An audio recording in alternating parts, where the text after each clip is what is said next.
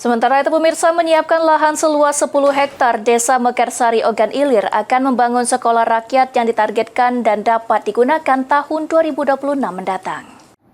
Iya, mau.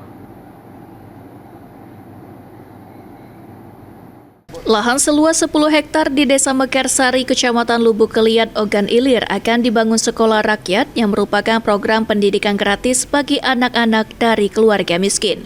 Kepala Dinas Perkimtan Ogan Ilir, Sunarto, mengatakan saat ini lokasi tersebut sudah dipagar keliling, sehingga sudah dapat dilakukan proses pembangunan pada tahun 2025 dan ditargetkan akan selesai di tahun 2026.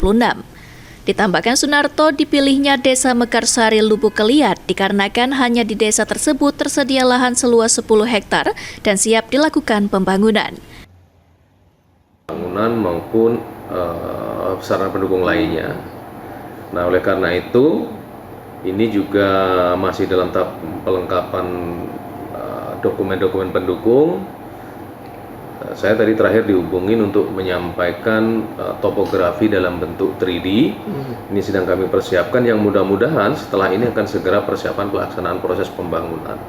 Sehingga diharapkan tahun ini mulai jalan pembangunan, kemudian yang kedua tahun 2026 itu sudah proses operasionalnya.